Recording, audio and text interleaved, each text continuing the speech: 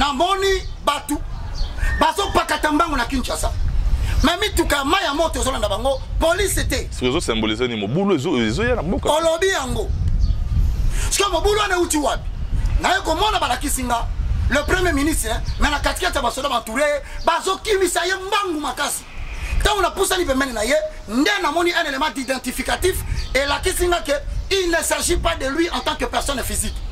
Il s'agit de la fonction Oyaza Kosala. Ils ont pris primature.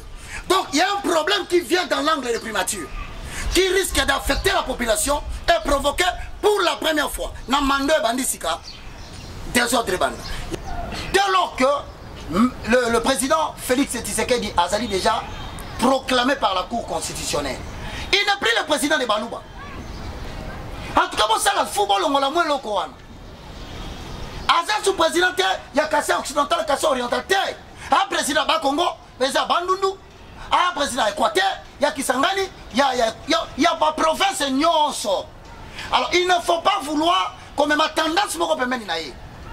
En tout cas, ceux qui ont remarqué le coin de Sokoba, tu as le droit de utiliser tous les moyens pour qu'on rapproche ma conduite Bisabango. Prenez cette personne-là, mettez-le hors d'état de nuire le mandat du président. En français, j'avais entendu et j'ai vu. Félicitations à Congo Congo TV. Igela coiffe ikote Papa na Kerwan éternel Kenaya Kanda Taba ikote Sensi Nganda Taba Fenenene Nganda Taba Chez Hugues la coiffe ikote Papa na Kerwan éternel Kenaya Au 174 avenue Aristide Briand, 93 320, les pavillons sous bois. À la petite porte à gauche, association Hugues Ikoté.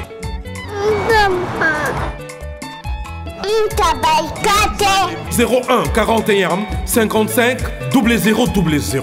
Ntaba Ikoté. Descartes Construction et yeah! Fini l'inquiétude pour la réalisation de vos constructions de rêves en RDC au prix imbattable.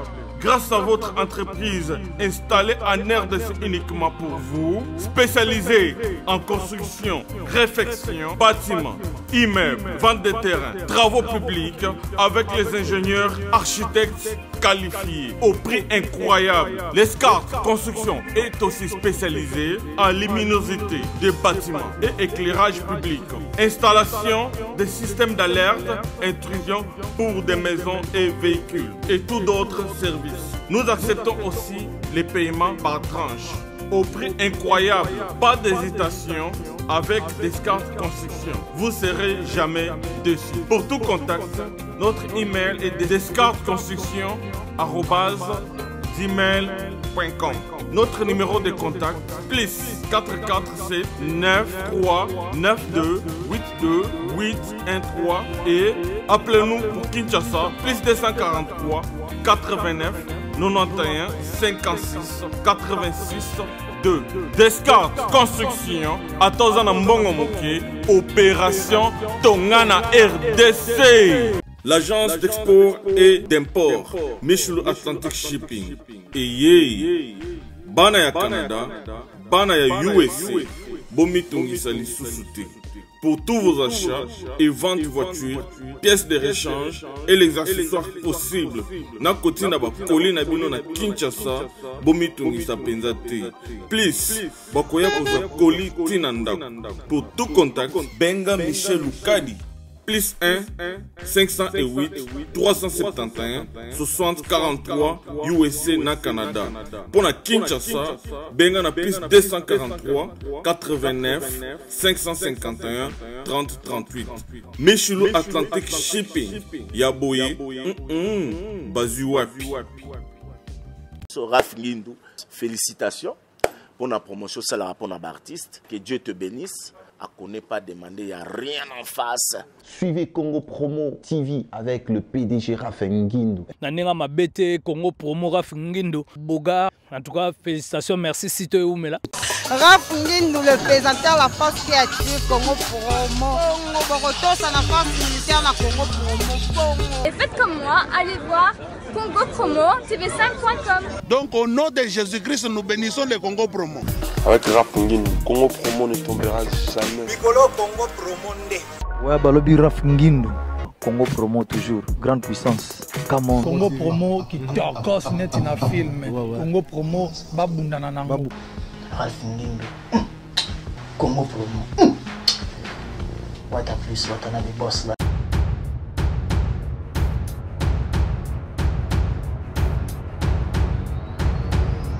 Mesdames, Messieurs, vous qui nous suivez à travers le monde, merci beaucoup. On a attention particulière au Bolem Bakabi, c'était parce que tous la Rawana, que Bunda, que Kota passé par là, cause de l'actualité à la source, raison pour laquelle la grande équipe de Congo Promo, dirigée par messieurs l'ingénieur Raph Ngindou, depuis les États-Unis, les lots aux alliés le 8 mars, Mokolo et Bonza Meli, maman, en tout cas à toutes les mamans du monde entier, la femme incarne la vie. Topé Bino, merci de tomber les Bino 8 mars et là, Tolingi Bino Yamingi. Merci beaucoup à Bino Ope Bolinga Rabiso Bolemba Rapé pour soutenir et bisoter de différentes manières que ce soit. La prière, matériellement, en tout cas, la nyonso oyo, Nzamba Toucharamitema. Merci beaucoup à Bino Nyonso, Tolingi Bino Yatro. Mesdames, Messieurs, dans ce nouveau numéro, Toyambe Lissousou, Moussali Nanzambi, parce qu'il est juste à côté de moi. Naïe matière ici l'a raté. Le but principal poursuivi dans cette émission à caractère religieux, c'est le raffermissement, il y a foi, il y a banane Nzambe, au botal rabiso, à travers les mondes parce que la couverture, elle est universelle. Mesdames, Messieurs, merci Bingi Nabinotou. Le numéro qui est affiché, c'est notre numéro. Bas remarque, bas suggestion, ainsi que bas soutien Nabino. On en a énormément besoin pour faire avancer ce travail. Merci Bingi Nabino Nyonso Bolinga Rabiso, les lobes maman Nyonso en tout cas. Dans ça, la moins fort Rwanda. Natanga ba maman pour honorer baro moni biso nande to latina petit nanga derrière la caméra ça dit bakama na professeur des élèves encadré ya ba l'autre là il pas ça bon en panne yo pe na tomber là yo pe non papa quelle intention to lingi bino ya trop ngana ekana mituna bien ezo zelanga ba maman nyonso bosa beleng ma maman chérie maman Marie-Louise Moyo ifoto maman moko ya mungala maman moko ya ba sankusu na linga ho ya moi trop maman na ngai à ma fille chérie Joanna Marilyn Matope ombre jaune né boyebi moko yebi ma grande sœur ma Sylvie Boyaye, quand tu es en Angaya Motema, Sylvie Boyaye, maman Agency, maman Pierre Eden, monsieur Matombi, la ligne Bengaraye, la ligne Bangotro, en tout cas, ma grande soeur chérie depuis Libreville, la patience Ikenge, Kenge Bayolo, on a Bana Makila, Nangaï, Yaneli, Bino, tout, la ligne Bino Yatro, Fabiola Matassi, Yvonne, sœur Nangaï, la Belgique Corona, et c'est Nangaï Pembote, la bande de Cognonso, la servante de l'éternel, sœur Honorine Aquala, la ligne Yatro, la sœur, depuis l'Italie, la sœur Dorian Feza, Motema ya Vinanga, Antomo Kunzi, la ligne Yatro, et puis joyeux anniversaire, na bébé Normedi Chiongoma, on a ya camarade Nangaï, Jos Chingoma de Liverpool, une année à bébé Normedi, en tout cas, 8 mars, et là, mon maman Naye, la sœur Chimène Dior, Yebisa, frère Junior Oko Chakabananga, a comme na numéro parce qu'on a perdu qui numéro contact sur la perdu qui et ça moi tant au sur la tête Yebisa Junior Oko Chakabananga na Astana a comme na numéro wana parce que ma gamba le bezali message va tinela qui et comme qui à ça personne un message lelo en tout cas la ligne bino ya trop boto continuer parce que mi tourner zali bien nous c'est la ngana bino ka poussière de secondes poussière kaka mingiti poussière de secondes kaka sujet auto aborder les lots ça les nzamba zo c'est la ngana déjà wana ngana tindika yepe aya no la bino même si bino kaka à tout de suite biso to yega na parce que à chaque fois to annoncer pour nzamba. Mesdames, Messieurs, Bolandi annonce la biso, mon invité juste à côté de moi. Bande rebelle batigala qui na posa o ezaka na cadre car ninge to mesana ko annoncer une série d'émissions mais sujet auto aborder les autres kenango en 2 ou 3 étapes parce que il y a vraiment suffisant il y a beaucoup de matières par rapport à kambo to balelo to pikola lelo biso to yeka na mituna parce que à chaque fois to annoncer to Mosali na Nzambe bande ko boko maraba question yaka ebele mais toujours répétant il y a tamiser pour tant que tu n'es pas Mosali Nzambe, tu es na mituna wana nyoso. Mosali Nzambe évangéliste Roger Baka, les lots Nzambe PC biso souffle de vie PC sous makasi. Tout le monde ani les lots permettent ngana tuna yo kande na bandaka. Boni yomoko physiquement et puis comment se porte l'évangile ici dans notre pays. Dieu soit loué, merci beaucoup notre frère Joma Topé. Nzamba Pambulayo. Je me porte très bien par la grâce de Dieu, de la chevelure de la tête jusqu'à la plante du pied. Sur ce qui concerne l'évangile, Dieu est en train de susciter une nouvelle génération. Une nouvelle génération pour présider la destinée de 5 ministères et pour que l'Église Congo atteindre l'objectif prophétique de la RDC.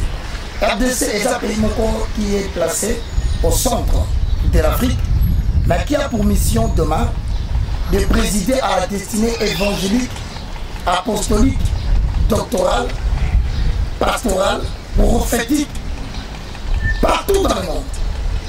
Alors maintenant, Dieu suscite une nouvelle génération. Bon, on ne peut pas parler de l'évangélisation sans toucher la quintessence du culte, qui est la musique ou l'adoration. Voilà pourquoi, et c'est vraiment important de l'eau, de focaliser attention à l'issue sur la musique. Parce que confusion continue à casser. Musique religieuse. Et c'est retrouvé la musique dite chrétienne. Musique chrétienne. Et il y a mis musique profane. Alors, en mogliant ces petits désordres, ces petits mélanges, afin que certains, en voulant adorer Dieu, aux 4-6 par ignorance, se sont retrouvés en train d'adorer d'autres divinités. Donc, quand il a dit mon souci, dans le monde, et c'est important de l'eau, de projeter un coup d'œil focalisé sur la musique. Afin que total, est-ce que la Bible et le meilleur contenu, classification et perception de forme de la musique par rapport à la religion, Bayembi, mathématiques, ça qu'on a abordé. Est-ce que la Bible en tant qu'un tout cohérent, destiné à canaliser l'histoire de l'humanité vers une destinée à Zambé, et le même que voilà pourquoi on s'est retrouvé là aujourd'hui. Merci beaucoup, évangéliste Roger Baka. Je crois que Neko Bota Labiso, thématique, il y a les alliés. La musique d'abord, il y a un moment où mais quand il y a un décryptage, il y a une particularité dans le belé où tu es le lopoto abordé, évangéliste Roger Baka. Parce que je vais découper belé, mes amis de Matongé, de côté de la diaspora, en tout cas de Lingibino, il y a Mingi, mon ami Patrick Yoka, depuis quelque part, Otis Ochinga depuis la France, et puis ça, Junior Tounga depuis Las Vegas, on est vraiment ensemble. Junior Tounga s'est retrouvé il n'y a pas longtemps. Merci beaucoup pour message Nabino, évangéliste Roger Baka, tout ça, sur la musique évangéliste Roger Baka, Bane Kobata, la mission à travers le monde, base à la édifier, distinguer quand même quelques particularités entre la musique religieuse, la musique chrétienne et la musique profane. Mais quand on est détail par détail, et puis on a la relation à Mitouna. Hosanna, gloire soit rendue à l'Éternel de sa majesté, le roi du gloire. Bienvenue dans le Seigneur, vous qui nous suivez. Il faut savoir que le terme musique a déjà une définition claire que tout le monde connaît. L'on dit toujours de manière conventionnelle. La musique est l'art de combiner les sons d'une manière agréable à l'oreille. Musique, c'est plus soirée, mais ça la musique. De l'art de combiner des sons. Alors, quand on combine des sons, pour que ça soit accepté comme une musique, il faut que ça soit agréable à celui qui l'écoute. Donc, au Kozanzungu, au Zikikanou, au Kamatiloutou la fourchette, au Bamiko combinette, et comme ça, la maquette est désagréable. Voilà pourquoi, quand on a un instrument de musique, on mélange beaucoup, on va arranger yango, de manière à produire un son homogène. Alors, si on définit la musique comme cela, il faut savoir que la musique est une destination à yango. La musique a toujours été faite pour une destination. C'est-à-dire, elle a destiné la musique. Mais par rapport aux religions, il y a la musique dite religieuse, il y a la musique dite chrétienne, Il y a la musique dite profane Là, c'est M. Dossa. ou la musique populaire. Bon. La Bible va utiliser le mot musique chrétienne. C'est par conjuration de la Bible. Au coquité, on se définir la religion chrétienne, qui est un musicien.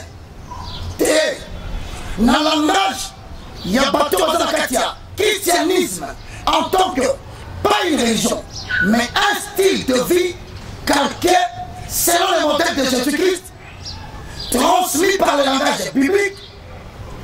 À ce moment-là, Babélié chantre ou bien psalmiste, dérivé du mot hébreu psalmoi, qui veut dire avec ses origines pincer la corde ou chanter un poème avec instrument à musique.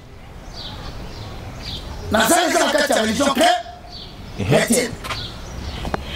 Ceux qui s'y croient, la suite de la religion chrétienne aujourd'hui, en musique de Makoloba, psaume, Bakoloba, psalmoi, Bakoloba, chantre. À ce moment-là, rien qu'avec un mot, un habitant de Sion comprend déjà son lit. Il comprend déjà que tu fais de la musique chrétienne à partir de ton appellation. Donc c'est-à-dire que Naza musicien chrétien. Chrétien musicien. Naza chrétien musicien. Ça n'existe pas. Ce qui existe, tout celui qui utilise l'instrument en musique d'office, il est musicien. Sur le musique, il a profession. Dans la carte, il y a carte, musicien. Il a profession en tant que tel. Il a déjà un domaine bien approprié, mais il a un domaine professionnel avec une rémunération. Voilà. Donc, c'est une carrière. Voilà. Mais dans le langage de la Bible, la musique n'est pas une carrière. C'est un don comme tous les autres dons, donné par Dieu, en vue de te rendre capable de chanter différentes formes. Il y a mathématiques pour le perfectionnement de ça. À la différence de la musique dite religieuse. C'est quoi la musique religieuse? Bien entendu, malem. Parce que tout le monde a bien mal manifestation communiste. Mi parle déjà bimi eza libanda na misu na nga nazomona yango. Et troisième pe koli ka ndenge lobaki troisième colis déjà. Nga nde libanga te. Ona yawa te. Na yesi zibe service. Na zwakata 37 colis awa na zibe service na mbala moko. 37? Oh! Nga kuna banga kina esi mwana tiaka 3. Ah bon? Yiba yango na kiserie na bango ya musala. Basa pe na Brazzaville. Mwana lobaki nanga pe na Angola bazali. Bazali na Angola, bazali na Brazzaville. C'est que tobenga bango monde entier. Ukanseri ukola mundele. Na moni yango. Acha mundele te. Azakia. Yo mutuza na France. Précisément ezala na Paris. Ezala na Rennes. Ezala na Lyon. Ezala Sikanine. Soko uza na Pauline yo. Kunyo kwa maneyote, ba numéro na biso yango wana benga na yo. Zibe service aku livrer yo carton. Pe ko retirer yemuko akuya kuzwa yango. Pe akuya wana Kisasa. Kaka Kisasa te ya Maniata. Makalu. Na Point Noir, na Brazzaville, na Angola, na Kinshasa, place à Robunga, ezate. Hugues la coiffe Ikote. Je suis arrivé. Salon Hugues la coiffe Ikote. Non seulement c'est un salon de coiffure, mais aussi une machine de transformation des hommes et femmes. Regardez-moi comment je suis. Vilain. Mais attendez, 2 minutes. Bogart. Vous allez voir.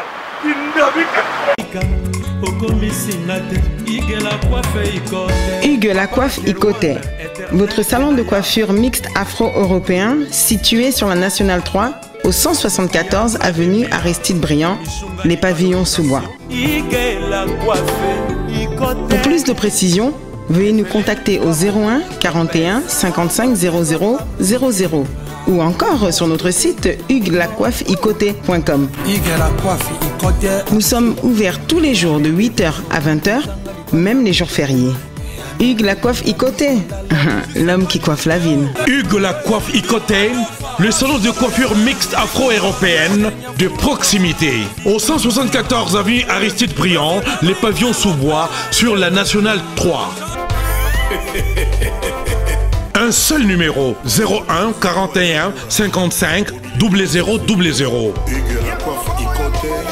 La beauté de votre chevelure chez votre frère. Hugues la coiffe Icoté, même père, même mère. Chikicha, chikicha, cha cha. La beauté peut tout changer. Salon Hugues la coiffe Icoté. Quelle beauté! Sexy pour les femmes, dindindi pour les hommes. Toi, un musicien star célèbre.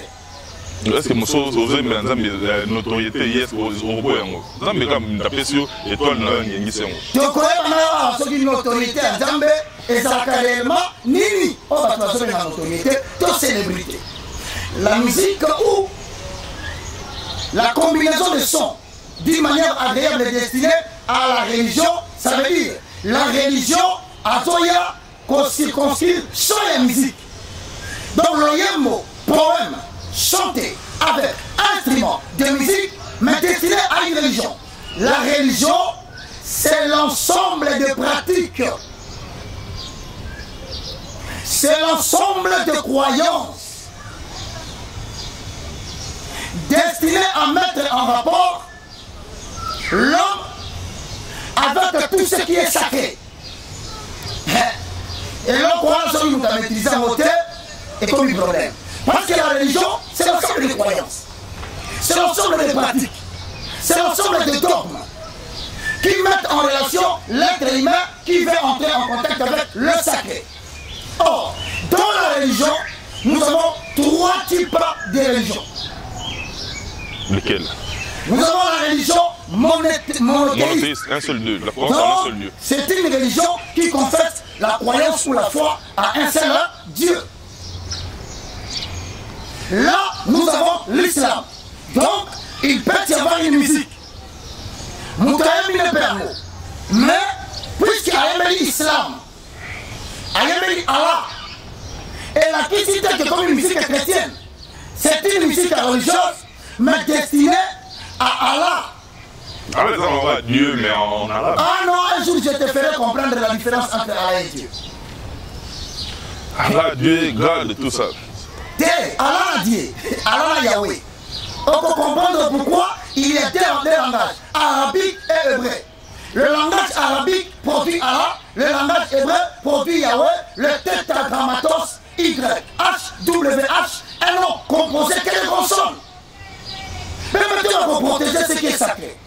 On va dire qu'on est commis, n'a pas jamais quelqu'un, bah, quand il s'y bat tout, n'a pas de namassou. Bah, quand il s'y bat tout, n'a pas d'adoration à l'idole. Bah, quand il s'y bat tout, on va la prendre dans la passé, voilà qu'on a vu n'a échangé, musique à l'embaki, et bandi qu'on tel mais la vie n'a yé. Pas si bandi, mari de nuit, abandi, pauvreté. Et quand il va faire les bébés, il va le tomber. Azoye bate dans le qui confesser une foi à travers les chansons. N'avons mis la musique religieuse parce que le temps préliminaire. À part la religion monothéiste, nous avons aussi la religion polythéiste. Ce sont des religions qui mettent l'être humain en contact avec le sacré, mais sous plusieurs divinités. Dieu, il y a fertilité, Dieu, il y a pluie, Dieu, il y a boina, l'Égypte antique. Donc, tout ça, hindouisme. Tout ça, shintoïsme. Tout ça, léninisme. Tout ça, il y a un moment entre autres, et ça, c'est le nom frère. 1 Corinthiens chapitre 5, verset 11. Il se nomme frère. Sauf que tu es comme un frère. Oh, quelle intention! C'est le nom frère. Mais source d'inspiration, il y a musique naïe et d'autres tirent origine na religion hindouiste. Parce que chez les hindous, bayemba, mais faut yemba, makambo za livre avec nous. N'oublie pas, chaque religion a un livre naïe où elle dirige la conduite. Il y a une bataille, n'a pas fini sur la appartenir à la religion.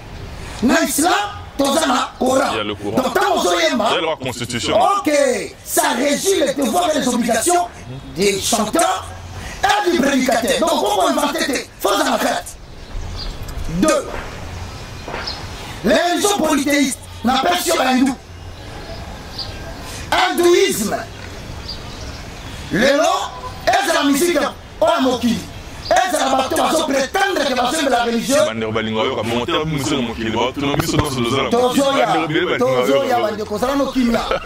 Au moment de la démarcation, il y a pour comprendre ici quand il est sacré ça et pourquoi cette différence. Chez les hindouistes, c'est la pluralité des dieux. Dieu soleil, Dieu la ligne, Dieu les étoiles, Dieu la mer. Cimetière, donc à quoi il y a un cimetière? Mais il faut à tout prix divinité. Et c'est là qu'on va vénérer à mon acte livre d'amour, mon corps va livre d'amour grimoire. Même la pratique magicienne, ça la grimoire. Voilà. Alors maintenant, ils allaient dans le livre d'amour, ils allaient dans la code. Le code nous a donné constitution. Ils ont régir la façon de se comporter, la façon de faire, et en cas de problème, comment résoudre. Donc, en fait, ils ont véhiculé, et comme le code vecteur, à travers la musique, ils ont transmettre une certaine connaissance, mais la musique n'a pas occulte. 3.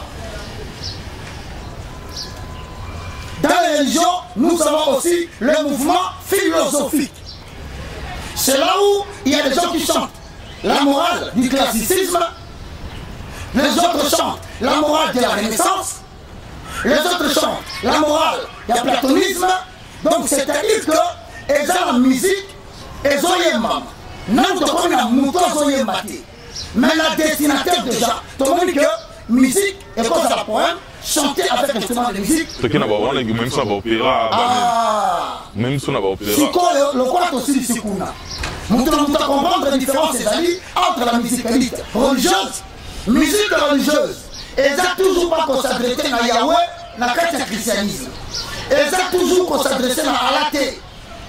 La musique religieuse est toute musique qui met en lien un homme qui veut chanter ou qui veut chanter une autre chanson, mais chanter dans la mesure où ils ont permettre d'animer la croyance, la pratique, par rapport à un élément sacré. Mais le christianisme, le sacré, c'est Dieu. Oh, Bengi, le tétragrammatos, YHWH, mais régi par le code de la Bible. Alors maintenant, c'est au côté de la Bible. Ne comme ils sont moutouya, n'a-t-il qu'à la musique religieuse. N'a-t-il qu'à la musique philosophique. Mais il faut focaliser attention, na psalmos, pour la thématique inine maintenant. Et ça a retenu dans le cadre de celui qui s'est dit chante les dieux. Voilà, les gars, ça, bon, en tant que juriste, le premier réflexe des juristes, c'est le recours à la loi. On a toujours tenu la loi. Parce que ce sont zongi, à chaque fois que tout ce qui peut être développé comme concept, Motuna principal et Ozala, que dit la Bible? Merci beaucoup, mon cher. Lorsque nous parlons de la musique chrétienne, la musique selon le style de vie de Jésus, régie par le code de la Bible, précisément dans son article, il y a un livre à psaume, base légale dans la loi. Ça dit dans un livre à psaume. Dans deux types de musique. Il y a la musique de l'acheter, ou la louange de l'acheter. Il y a aussi la louange universelle. Et comme une balle. Donc, dans quatre musiques, dans la musique, il y a l'acheter. Dans la musique, il y a universelle. Quelle est la base légale, toi en tant que juriste? Même Bissopuna. Hosanna. Et si la menace va tomber, on a la carte yango. Ah, il y a ma Bible. Il y a ce monde là. À mémoriser ma version là, le voilà Chakou. Bien aimé. Allez, on va faire aujourd'hui la Bible, le rôle à Kwaku, le rôle à Kalao. Si on a tout mieux, un homme de Dieu, c'est celui qui a en lui les paroles de l'Éternel. Si on comme homme de Dieu, sans parole de Dieu, nous parlons de quel professeur? Somme 150, le verset 6.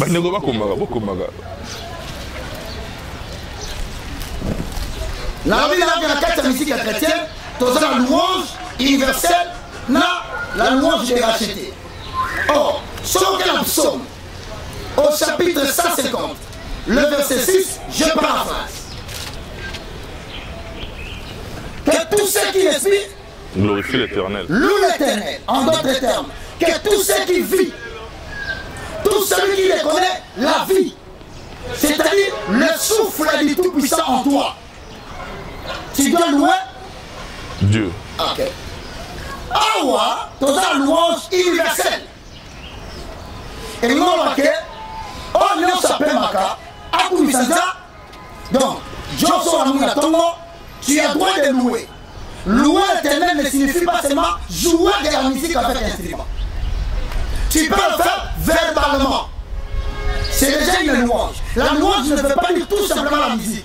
Mais lorsqu'elle est accompagnée d'instruments à musique, mettre lui la louange musicale. Sikoyo. Balobi, nous avons vu à Zopema, à Kumisagan. Donc, ne va pas tout d'abord. Oui.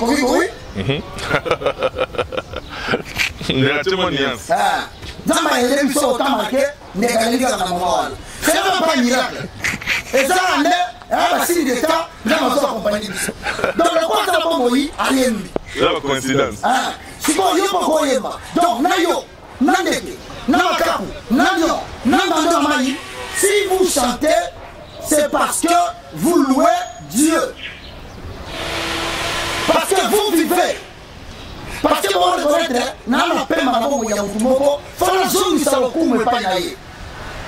mais on ne s'arrête pas là dans la musique chrétienne. Dans la musique chrétienne, il y a la louange des rachetés.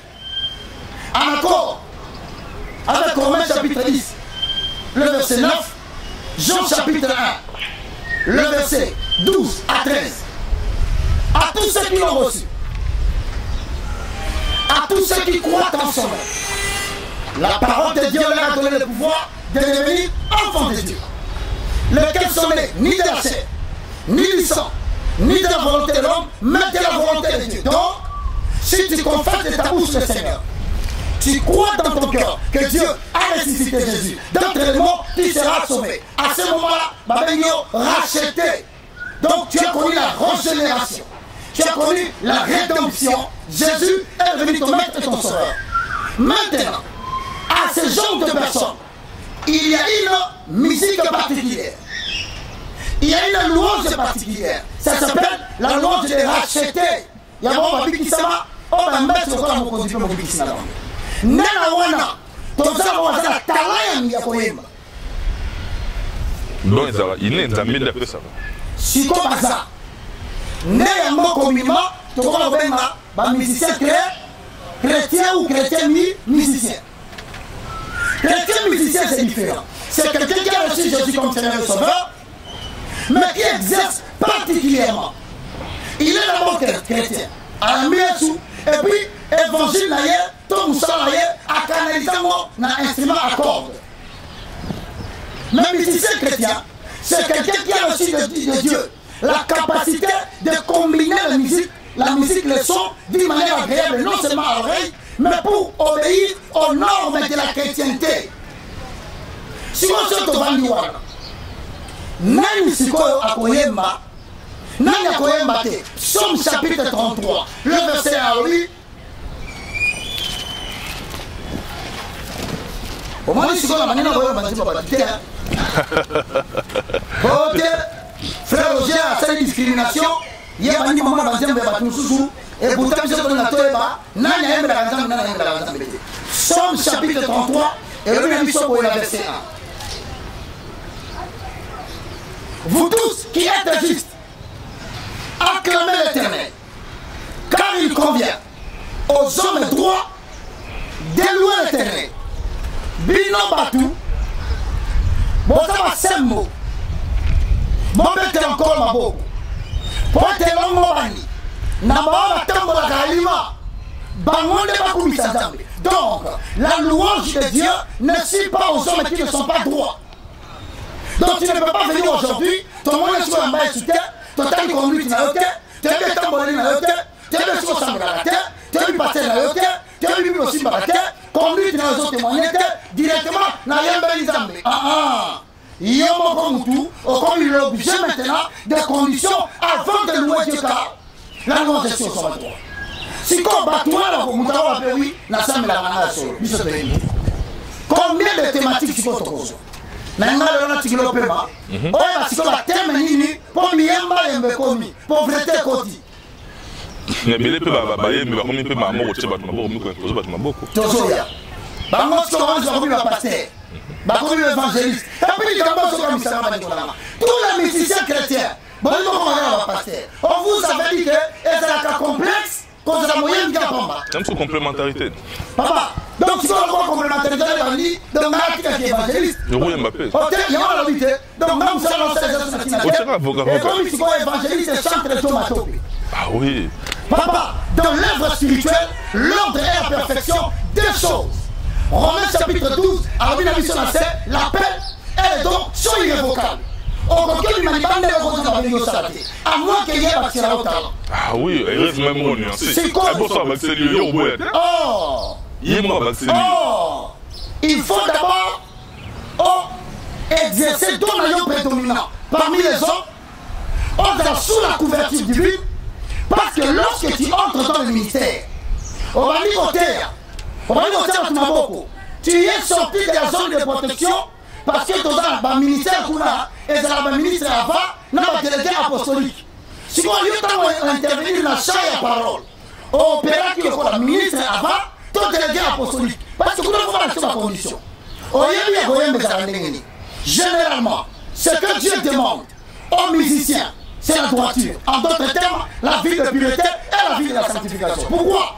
Parce que quand on est condition, mais surtout dans la terre, comme musicien chrétien, consommateur potentiel et cinétique de jeunes adolescents avec une sanctification journalière. Quelle intention! Il y a commencé à entendre pardon chaque fois. Vous avez mis ça en sous. Donc, à commencer à Kalendi, à ce niveau de la miséricorde. Or, les bontés de Dieu n'excluent pas. Or, ta grâce. Donc, puisque Dieu t'a donné la grâce, il faut maintenant prendre la grâce de Dieu en vain? Non, ce n'est pas le temps de la souka pour mourir, jamais. La louange est sur aux hommes droits. Bayambi, d'ailleurs, les informations en ça. À chaque fois, au moment où on a la musique, tout le monde a dit, oh, il y a la musique pour Naza. Comme ça, après tout le monde, il y a frère Roger. Est-ce que tu travailles dans ton laté? Parce que mon nom est le récit qui bouillit. Et il y a un banzembo, et ça, la prononciation, il y a ma valeur spirituelle. Mais tant qu'on a dit qu'on a dit valeur, on a dit banzembo. Bamba est mignon sur la timidité. Est-ce que Bamoni sur la valeur? Dis-moi, oh, il y a sur la bien, avec Nani. Mais on a une émission. Non, on a travaillé à Kabalistique. Mais on va l'émission passer à TB, qui fait Roger. La pétition là-bas. La pétition. Mesdames et messieurs, j'ai vu votre pétition. Cette grâce ne m'appartient pas. Cette grâce vous appartient, car Dieu a placé en moi le don et le talent pour que je puisse vous édifier. Et croyez-moi, je suis conscient de cela et je ne manquerai pas de vous donner tout ce que Dieu m'a donné comme grâce. Alors, Papa Awa, première thématique, mais même que la thématique biblique, mais on fait ça en 1 minute. On a comme c'est là information moko. On a souka avant de les annoncer ou répondre à notre équipe de fil de l'été. Mesdames, messieurs, le numéro qui est affiché, c'est notre numéro et on a le barra. Cette émission est loin d'être un tribunal. C'est-à-dire, nous sommes dans éléments contradictoires, intervenant dans une émission. Aba comme la rabiso, bobenga rabiso, besa rabiso ba fe wana. na ba argument pour te confronter à chaque fois il y a les solo on a débat contradictoire. Frère Roger, les gens depuis l'Afrique du Sud, l'émission passée de Saginayo par rapport à pasteur Alpha Lukao, les solo et résurrection en 1 minute kaka. Balobaki mingi mais la résumé en 1 minute. Bandeko mingi balobi, yebisa l'évangéliste Roger Baka, tolingaka mingi mais azo atteint au côté tapé na ba recherche même dans ba commentaire ça. Je suis balobi à côté tapé azo a information. Azo répété pour vérifier déjà suffisamment avant qu'il a monté sur ses chevaux et ça Moussa Nzamba pessier mais Azo atteint pour vérifier suffisamment. L'histoire de la résurrection, le frère en question au Abangina cercueil, pasteur Aflokao a émietté a origine a été place à Otakité. Tant que Babengi est en plein culte, c'est fameux Bazo qui est né Zimbabwe, Bazo les cas cercueil Ningani, Yayaki. La première personne on parle à conseiller que le monsieur a profité et a à lobby en même la vidéo bâtiment la Kingai. Abi pasteur et moi mais le monsieur n'est pas mort. Mais apparemment Aza asphyxié, ma bimissé n'a certain ma single qui est maï, absengel qui est à manger, rien à voir dans ma caméra résurrection parce que y est mort déjà à mon qui avec qui Aza il y a beaucoup fait. Et puis les deux, le garçon va dire ça caméraman naïe dans la vidéo n'a pas photo monsieur Swabi. Caméraman va se présenter comme quoi ils ont été. Caméraman wana, Azawana zo filmer scène wana. Le garçon en question, Azawana abanda kosambe pas pasteur le corps depuis l'âge à 8 ans. Papa n'est pas sans l'église wana. Mais imagine tout le monde qui va te baser la bête de une fois par semaine. Bandeko bayaka na maladie bachamba na salle moko na kati église na salle moko réservée so ça les tonner ba tuso ba libanda assemblera pour na bango azate gaya qui dans la hôpital na ba moko assemblera pour na bibembe zaki ka mo mise au point bukit ba ba na commissaire là. Bon, merci beaucoup mes frères, beaucoup de respect pour vous. Ça va, moi j'ai fait l'évangile de recherche. Je ne veux même pas ici pour parler. Tout canal Kamba Mutase Kuana, parce que la monisque est comme aventure. Il y a un Bible lobby, c'est à cause de choses comme ça que le nom de l'Éternel est insulté parmi les païens. Alors, demandez un peu au pasteur Alpha Luka. Avant la paix, c'est le dernier élément dans la maison. Pasteur, est-ce que vous connaissez Samaël? Now I'm on the TV. If you don't listen to me, I'm going to speak in English. I'm asking you just a little thing. You go and call the pastor. Tell Pastor, Roger Baka said this. Do you know Samael? Alors j'attends la réponse. Parce que, bon, le seul qu'on est aventurité. Témoignage on a la landaramingi, après avoir tout fait, c'est la prière, c'est le Saint-Esprit. Le Saint-Esprit n'a pas témoigné positivement pour le ministère de pasteur Alpha Panama. A témoigné en côté. Samael, à sa mot on se dessus. Précisément, à Opéra Canada, il y a clairvoyance. Faut que ça ne vous amusez pas de vous moquer de tout le monde. Il y a beaucoup Satan en Afrique. Il y a des homosexuels, il y a les taux de sida très élevés. Donc, il y a des combats à tout pasteur. Aza très combattu, Abina Yopel sur commis sur combattre, et on va dire désolé. Combattre, nous avons sauvé les saints. Les saints d'Israël, au Bazakuna Bayoka, sortez du milieu d'eux. Parce que peut-être que vous avez mais il y a un magicien. Il opère avec Samaël, un des anges dessus qui communique la capacité de la clairvoyance. Clairvoyance, c'est sa capacité, il y a comme ça toujours à Botama. Maman Nenani. Mais c'est une opération qui se fait par le canal des médiums. Il communique avec les morts, étant des esprits, révèle les secrets cachés des gens. Mais c'est ce qu'il fait tous les jours. Ce n'est pas ça le ministère prophétique. D'ailleurs, bon, on a des missions. Un prophète a reçu comme mandat de la part de l'Éternel de poser le fondement. Il y en a 4. La découverte de ce que l'on a. La découverte de ce que l'on est. La pensée élevée à la hauteur de Jésus-Christ. La maîtrise des facteurs temps en accord avec Psaume chapitre 11, le verset 3. Psaume chapitre 82, le verset 5 à 7. 2. Le prophète en tant que porte-parole, il annonce et prononce la parole de l'Éternel pour dépeupler les camps du diable et peupler les camps de Dieu. En signe le suit. Le signe et le miracle viennent l'accompagner, pas pour authentifier idolâtrie naïe, mais pour confirmer le ministère et confirmer la parole. Ce qui n'est pas le cas là-bas. Tous les trois exaltés. Natiki. De 2. Sa fréquentation. Prophète Angèle. Asa la magie par le code vestimentaire. Vous me parlerez des concepteurs et à ceinture wana. Comment se fait-il que Italien a été senti par pasteur Benny In aux États-Unis d'Amérique? Ateki ceinture, na Alpha Lukao, en Afrique du Sud. Ateki même ceinture, des couleurs dorées comme les serpents, avec la boucle d'oreille, la boucle, tête, la boucle, secte et aigle, sacerdoce royal. Apesi Bouchiri, qui fréquente l'Est, il y a RDC, même ceinture. Pour ne pas parler du faux prophète, il y a même ceinture. Donc voilà, c'est ça. Je te montre que ce n'est pas ça. Ça s'appelle la magie par les codes vestimentaires. La magie en Zoto, la magie dans 4 églises, l'intronisation du temple. Tout ça, ce sont des recherches. Tout ça, ce sont des études et l'inspiration à travers la vie de prière. Tout est fait de manière à démontrer que, pasteur, tu n'es pas de Dieu. Mais je te dis une seule chose. Oracle de l'éternel, on ne se moque pas de Dieu. Si tu es dans les morts, l'avenir le témoignera. Mais si tu te moques du nom de l'éternel, tu connaîtras une mort des incirconcis. À la manière de Maïs Morowe, à Yakarot, à Témission dans ma confusion. Maintenant, la zone acquis. Hélicoptère, avion, et tout est dans la grue. Moi, si bana, Dieu réserve toujours une mort brutale et honteuse pour témoigner que tu n'as pas marché avec lui. Je rentre ici. Parce que de Robin a qui est vers la fin. La génération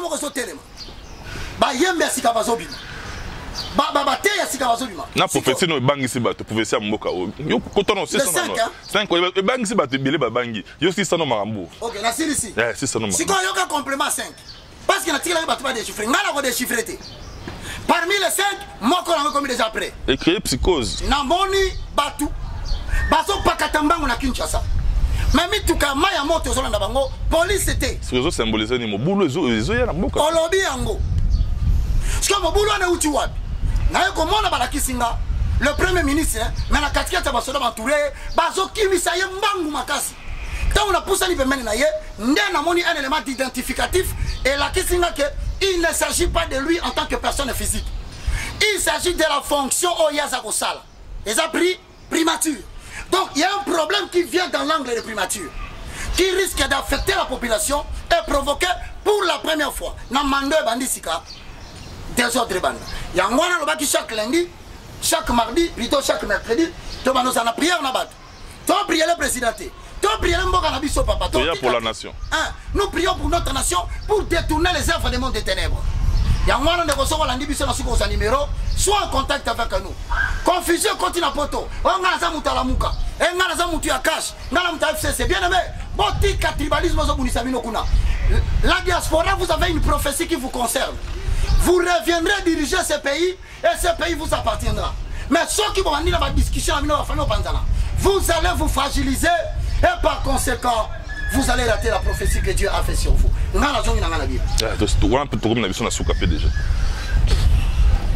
Au sujet autre, on a 3 épisodes pour Makamboza et les Bélé Nakatia. Première thématique acceptée par la Bible. Voilà. Ça s'appelle la louange des supplications. Ou la musique des supplications. C'est quoi la musique des supplications? La musique des supplications est définie comme la musique d'appel au secours pendant la détresse.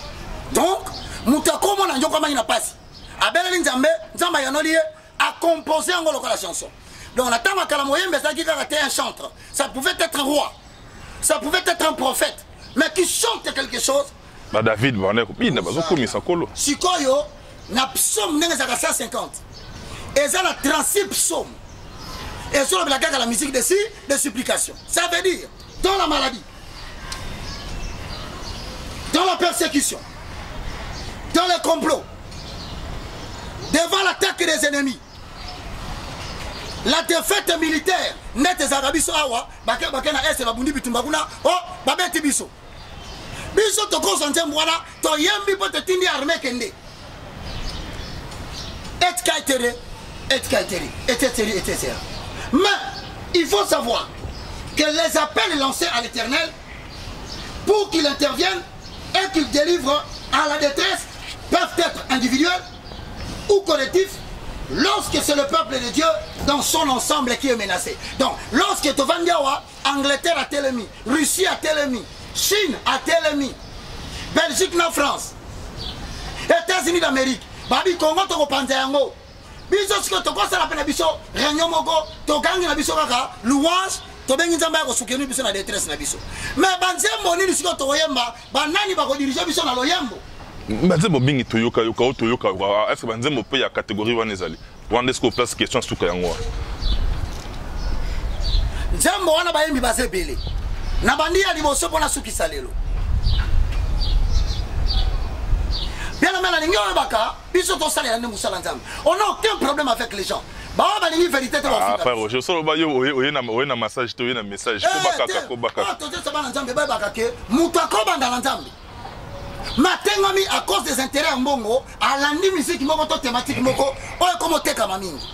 La musique de supplication mutazo yemba. Frère, je te kaba katina mamoko na yo na ekomi bonza. Kolo Yesu. Au moins on place minezali. C'est comme musique on a la catégorisation. Yo kasiko très bien. Papa telema yo sala. Eh toko luka isika wana. Oki papa telema. Katina bomo inanga. Après le bini. Lisungi kimya belo biko nanga. Eko utaka kaka epai na yo. Papa kozela lisusu te. Maya wa makasi nyonso esili. Minyoko pe Eleki, Nanimi papa Kulma Tope. Osana, il avait chanté Bible. Il avait chanté contenu supplication. Malgré carrière naie, et qu'on connaître ma difficulté parce que Batounon sur la musique, on va faire même un peuple de Dieu, Bazalaka combattu par les diables afin de les empêcher de se focaliser sur la source d'inspiration, pour pas passer un mot. Au Tikinze Moana.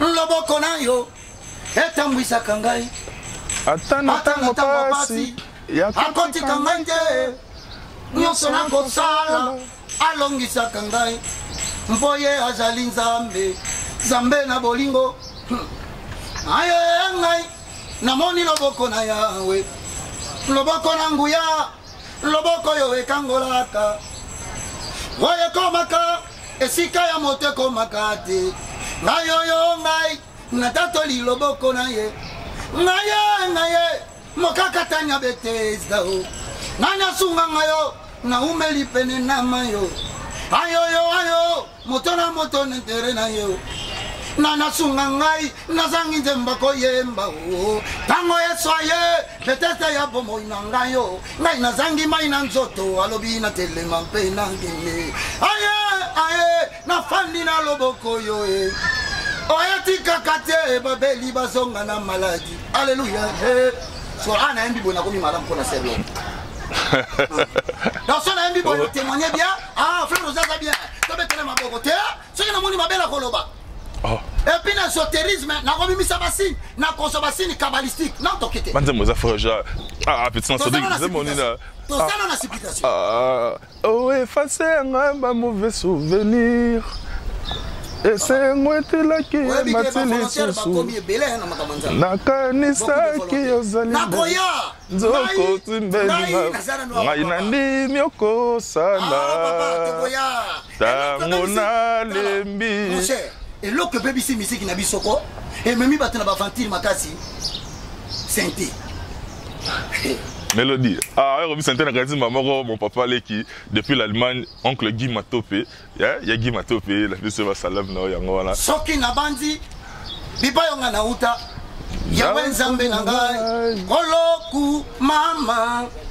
Yo, olinga ndemolo même na mutu ko ko ya mukili. Yolongi sangai. Koloku mama yango ngai na yemba. Alléluia, alléluia. Yemba enga memo bali. Koloku mama toke falora simanangai okabole bale opesa elonga koloku mama goliate nini ya telema iyo mokonzi ya mapinga ozala ngambo na ngai koloku mama yango ngai na yemba alléluia alléluia. Ah, oh. Avec foi je m'avancerai. Si on va le côté la chanson de louange et d'espoir. Il y a un épisode qui est malin, mais papa. Tout est malin dans la supplication. J'ai plus le. Namoni des gens de quoi. ndeko Patrice Moubiaï. Namoni déjà la sœur Laure. Lombon. Si quoi na silisi na kokima wapi ngai na kanisi bomo ina ngai mabanga ina saleli onkolo elukeli ngai makambo ngai na zangi kimya besengo na ngai kebongo ni mawa papa yo limbisanga papa yo nzambe na ngai ngai na kokende epai na papa ngai na kondima be na ngai ngai na koloba na papa limbisa be na ngai ngai na koloba na elisusu ngai moko na kokite papa simba bomoi na ngai limbisa be na ngai. Père Céleste, au nom de Jésus, voici ton peuple est en train de t'écouter. Car poussés par l'esprit, les hommes ont parlé de la part de Dieu. Je viens chanter et je viens te supplier. Aie pitié de ceux qui sont malades. Au nom de Jésus-Christ de Nazareth. Le peuple en détresse crie à toi. Oh Dieu, exauce-les des hauts des cieux. Ceux qui sont dans l'humiliation, anéantis par les attaques de l'ennemi, le Congo aussi a besoin de toi. Viens nous secourir contre nos ennemis qui se liguent contre nous. Je prie pour que les institutions de ce pays soient préservées des attaques des mondes des ténèbres. Et je viens te supplier par la chanson. Ne compte pas nos péchés. Ne regarde pas notre désobéissance. Mais regarde Christ sur la croix. Car si tu gardais les souvenirs de péché, personne ne va subsister éternellement. Ainsi pardonne-nous. Guéris-nous de nos maladies. Restaure notre honneur. Au nom de Jésus-Christ. Merci Seigneur Jésus. Merci Seigneur Jésus. Amen. Amen, frère Jésus. Contact 00243 9 98 82 0004. Ce numéro est aussi sur WhatsApp. Vous pouvez nous suivre dans la chaîne de notre bien-aimé. Oh, vas-y, travailler ailleurs. Et tout à l'heure, on a payé Sabino éléments. Mais vous pouvez nous suivre aussi sur YouTube, évangéliste Roger Baka. C'est une chaîne parce que tu travailles en Joe pour que tout ça là, évangélisation, tout entretenir foi. J'ai toujours dit que le corps n'est pas seulement composé du bras. Moi je suis peut-être la voix, mais tu as rabino que Moussalo toko sala biso mon côté. Tu as toujours besoin de la participation dans la prière, tu auras besoin de la participation dans le conseil et surtout dans la finance, puisqu'ils ont permettre biso tout tient bon rangé pour que le message est en bola. Tout restaurer les valeurs spirituelles. Deuxième contact Nabiso. 00243 90 79 66 785. Alors s'il y en a un point, vous allez comprendre, simplement tu poses la question ou tu appelles les numéros de notre frère, nous te donnerons la réponse. Mais deuxièmement, tu as la deuxième. La semaine prochaine, tu as la semaine prochaine parce que tu as au moins 3, 4 ou 5 numéros. La même numéro est bien. Et ils ont 5 ou 4. Mais qu'on permette une idée générale sur la musique. Et surtout sur l'infiltration, il y a satanisme dans la musique chrétienne. Parce que tu as un clip moussous de la scène, tu as un symbole à diable et la carte. Il y a un moment où tu as fait tout. Depuis un moment donné, la musique chrétienne est quittée. On remarque la musique chrétienne, les gens sont en plein tenue. Ils ont une génération moussous de bimé. Non, c'est parce que ils ont un service utilisé par les diables pour infiltrer les codes sataniques dans la musique pour avoir tenir puissance. Merci frère Roger. Que Dieu vous bénisse. Merci frère Roger. Pour le décryptage, on est dans la Sombia album. Au Sombia. Mais on a remarqué, oui, nous vraiment que nous avons c'est qui koyoka et nous comprenons les gens dans le sens qu'il y a le bino, liboso le bail dans le bag, le bag au kasarayoka qui ote siko na yokio. Oyoki Jésus. Ah. Donc siko bien. Amen frère Roger Yoki. Frère Roger Yoki. On est devant la bosso qui muté bisio que frère Mbi ay boyemba te. Ate oza muté mama bi. Amen. Amen. Amen. Amen. Problème sous soyez. Problème est un biloko bâti na kati. La musique devient inconsommable. Moutaye bine koyemba, mais ce que biloko na moni na kati ndesi kani pa ici. Na bidon, mais en tout cas, il chante bien. C'est na biso. Mesdames, messieurs, tout est bien qui finit bien. Le numéro qui est affiché, en tout cas, ma précision au Bozuité, beaucoup mais la biso, bobenga biso de partout dans le monde. Ton comme c'est la bino yango et pas évangéliste Roger Baka. Semaine prochaine, tu auras pour un nouveau numéro. Ton compte est sous la catégorie Moussous. C'est-à-dire avec lui il y a toujours eu de la matière. La musique de la... Deuxième point. La musique de la reconnaissance. Musique de reconnaissance. Et puis, tu as une option de louange. Voilà. Après, tu as une option d'instruction. Non, comment est-ce que tu as une musique qui me met à l'église? Voilà. Mais tu as une musique qui me met à la barre. Confusion. Papa, on met des notions. Naoya, kuna, tu as pris matière. Et puis, dans il y a le Cambouana, il y a tribalisme, tu vas bien continuer la musique religieuse, la musique chrétienne, tribalisme, il y a frère Mike Kalamba, il y a donc, la présentation de Ming qui a créé moi un mobilier. On va recadrer ça. C'est un message, 10 secondes. C'est un message.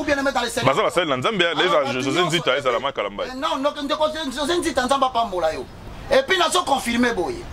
Dès lors que le président Félix Tshisekedi a déjà proclamé par la Cour constitutionnelle, il n'est plus le président de Balouba.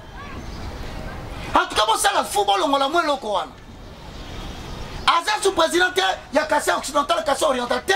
Un président Bakongo, président Bandundu, un président Équateur, il y a Kisangani, il y a pas province nyonso. Alors, il ne faut pas vouloir comme ma tendance me repérer. En tout cas, ceux qui ont remarqué le coin de Sokoba, tu as le droit de utiliser tous les moyens pour qu'on rapproche ma conduite.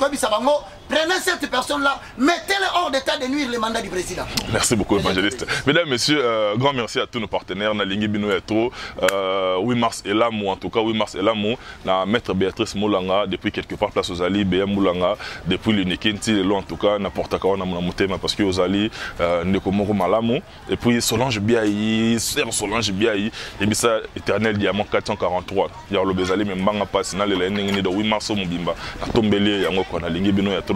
Petit nanga Christian Mosengo nanga à Istanbul kalami yobi ka taraka yoji kanabiso et puis master nanga Armand et Mandie de ballon Armando master nanga matongi masana kata Izmir wana to lingio ya trop to komi pratiquement na suka et puis Junior Okosha Kabananga na bisi madame Chimène Dior yebisa Junior Okosha Kabananga numéro nanga contacter Evangeliste Roger Baka alors bi ballon wapi botine alors bi ballon na ye na botine yo lingi akomaki osa box on sort la boxe, so batu batu molié. Alors tambusa bambuma, so tambusa bambuma. Et on crée scandale. Junior Okosha Kabananga, solo na frère Roger Baka, makamba roloba ezali parce que azan un message moko très important pour na yo, ils ont concerné musala na yo. Na combina suka, d'ici là portez-vous bien. Tout ce qu'on va programme Congo Promo, Johanna Marilyn Matopi, Ombre Jaune, son atangika bébé nanga, c'est que monsieur Sili. Bye, à la prochaine.